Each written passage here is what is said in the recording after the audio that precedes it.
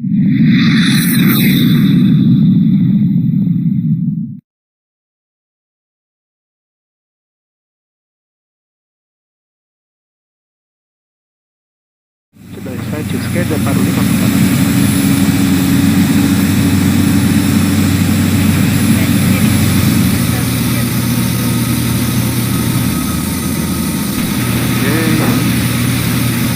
Campinas 2 Alfa e LS Zulu, não compreendeu o nível da terceira via. Terceira via de 1 a 16027.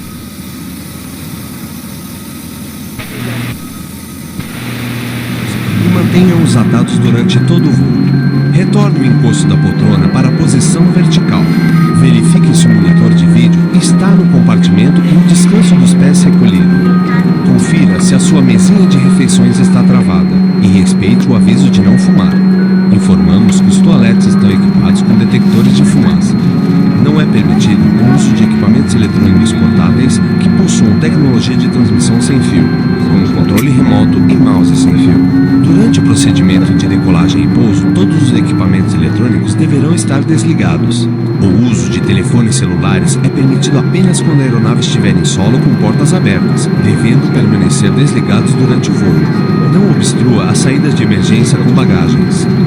Em caso de despressurização, máscaras de oxigênio cairão automaticamente à sua frente. Puxe uma das máscaras para liberar o oxigênio. Coloque-a sobre o nariz e a boca. Ajuste o elástico em volta da cabeça e respire normalmente. Se houver uma criança ao seu lado, coloque a máscara primeiro em você e depois na criança. Em caso de funcionar,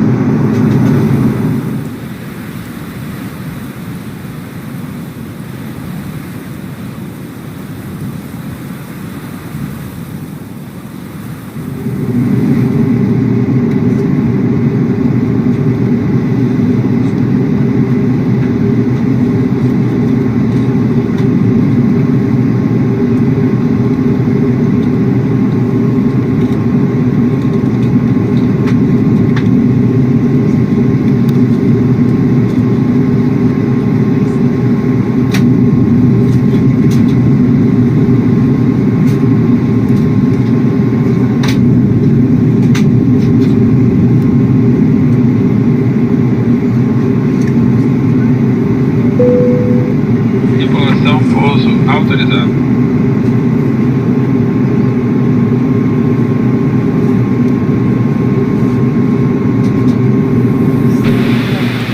Seja pouso, 04. Turno 282, tá? Oi, aqui.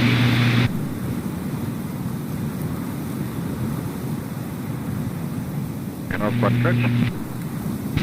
Autorizado.